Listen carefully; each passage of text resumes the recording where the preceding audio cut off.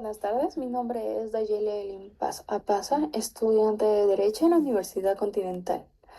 Bueno, hoy vamos a hacer una entrevista sobre el Perú y la Guerra Fría en el gobierno de Velasco Alvarado en 1968 a 1975. Empecemos. Listo. Muy buenas tardes. Como le dije, lo vuelvo a repetir, mi nombre es Dayele Limpas Apaza y el día de hoy vamos a analizar uno de los periodos más importantes de la historia peruana.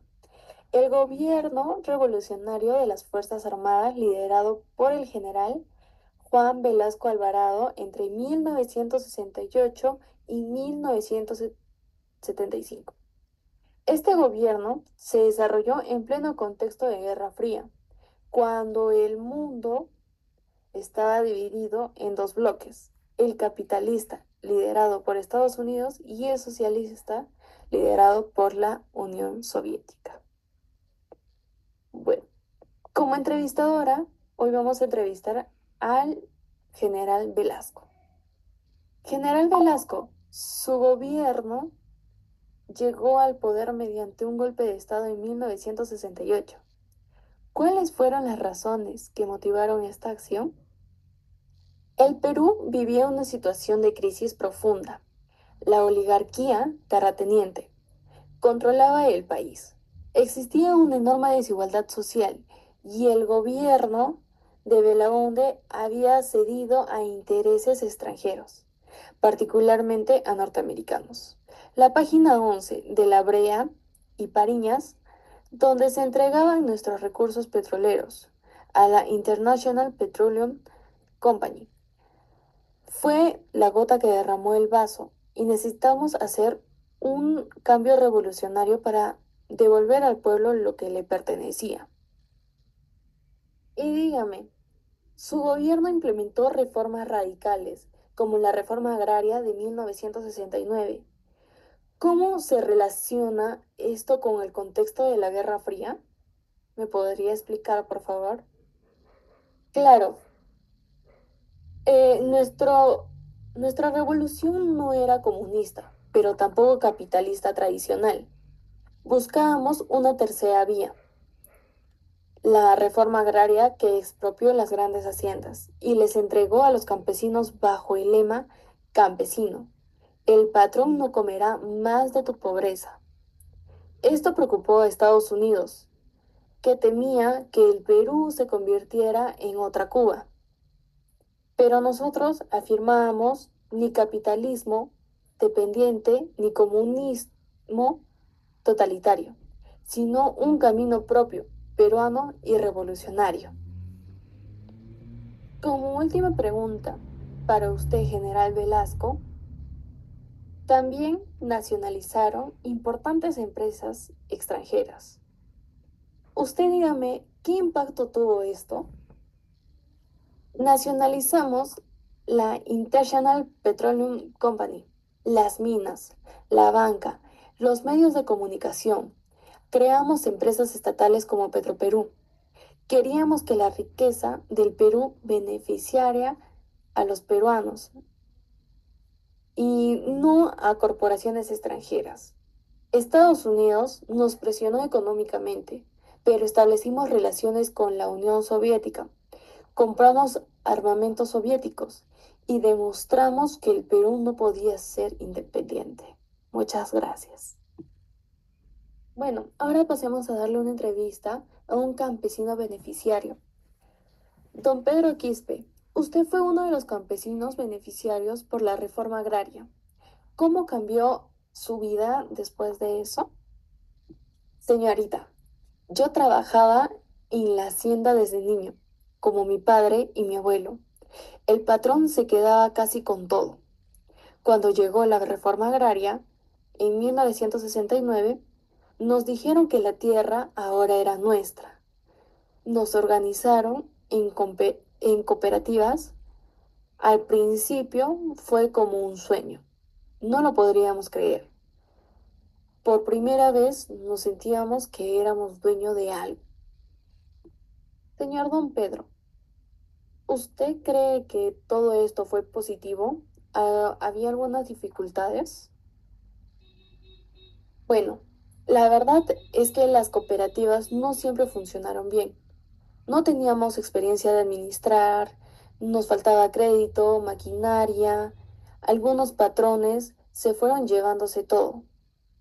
Y en mi comunidad hubo peleas sobre cómo dividir la tierra, pero con todos sus problemas, fue mejor que seguir siendo siervos en nuestra propia tierra.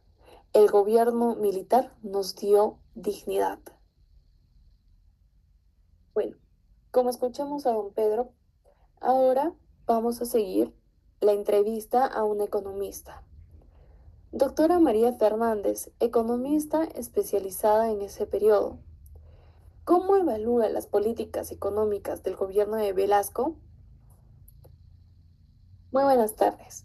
El gobierno de Velasco implementó un modelo de industrialización por sustituciones de importaciones, muy influenciado por las ideas de la CEPAL. La intención era desarrollar industria nacional y reducir la dependencia externa. Sin embargo, esto requería mucha inversión estatal. El gobierno se endeudó significativamente tomando préstamos de diversos países, incluyendo de la Unión Soviética y países del bloque socialista. Y díganos, señorita Fernández, ¿qué consecuencias tuvo esto? Bueno, a corto plazo hubo creciendo en algunos sectores, pero las empresas estatales muchas veces fueron ineficientes y generaron pérdidas. La deuda externa creció enormemente. Ya para 1975, cuando Velasco fue derrocado por Morales Bermúdez, el Perú se enfrentaba a una crisis fiscal grave. La inflación subía, había devastamiento. Este modelo estatista, aunque bien intencionado, no era sostenible económicamente. Señorita Fernández, ¿cómo esto influyó en la Guerra Fría en estas decisiones económicas? Bueno, la Guerra Fría le dio al Perú cierta imagen de maniobra. Velasco jugó con ambos bloques, mantenía relaciones con la URSS para presionar a Estados Unidos, pero no rompió completamente con el mundo occidental, sino que esta política era de no alineación. Le permitió obtener recursos de ambos lados. Sin embargo, cuando la economía colapsó a mediados de los 70, ninguno de los dos bloques, estaba dispuesto a rescatar al Perú completamente. Muchas gracias por la entrevista. Bueno, para terminar, como ya escuchamos a la doctora Fernández, ahora me tocaría hacerle una reflexión final sobre la influencia en el Perú actual. Después de analizar este periodo histórico, podemos identificar varias conexiones con el Perú actual. Primero está que el debate sobre el rol del Estado en la economía, el modelo etatista de Velasco, fracasó económicamente, lo que abrió puertas al neoliberalismo en los años 1990 o en los años 90, bajo Fujimori.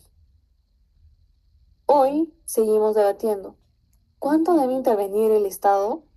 ¿Debemos nacionalizar recursos naturales o permitir inversión privada? Bueno, como segundo está que la desconfianza hacia las inversiones extranjeras, las nacionalizaciones de Velasco crearon trauma de los inversionistas internacionales. Esto influyó en que décadas después los gobiernos peruanos adoptaran políticas extremadamente favorables a las empresas extranjeras para atraer una inversión.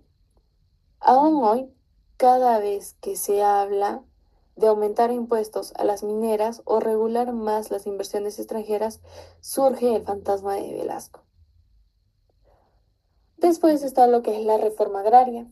Destruyó el sistema de haciendas, pero creó un campesino próspero.